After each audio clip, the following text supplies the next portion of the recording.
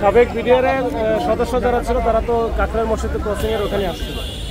ওখানে এসে তাদের সাথে আগের থেকে আমাদের কথা ছিল, ওখানে এসে তারা জানান দিয়ে 10 মিনিটের মধ্যে আবার চলে যাবে।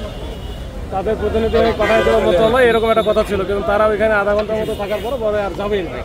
যেহেতু যাবে না তখন আমরা হচ্ছে যে ডিসকাস করার জন্য আমরা চেষ্টা করেছি, ওইখানে আমরা ওই যে ওয়াটার কামান দিয়ে জলকামান মারা হয়েছে, সাউন্ড গেট মারা হয়েছে, মেরে আমরা পুশ করে এরপর করেছি ঠেলে নিয়ে গেছে। যেহেতু তারা একসময় করি বিডিআর ছিল সুশৃঙ্খল বাহিনীর সদস্য, আমরাও কিন্তু তাদের উপরে খুব বেশি হার্ড ওয়ার্ক চেষ্টা করি না যে বন্ধুদেরকে ঠেলে নিয়ে যাবে।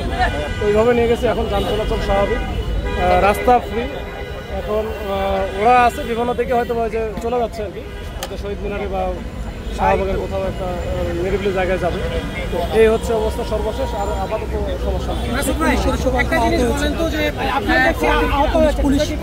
পুলিশ সদস্য এগুলো কাজে গেলে অনেক লোকজন, ওদেরও তো প্রায় 1200-1500 মতো ছিল।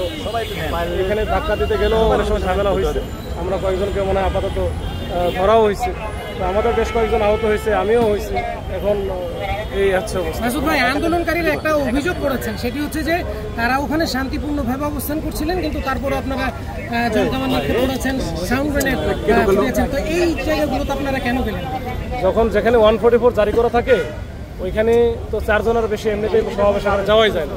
ওখানে শান্তিপূর্ণ বা অশান্তিপূর্ণের বিষয় না, ওখানে যেভাবেই থাকুক ওইখানে হচ্ছে ডিসকাস করাটাই আমার হচ্ছে মূল কাজ, আইনের যে বিষয়টা।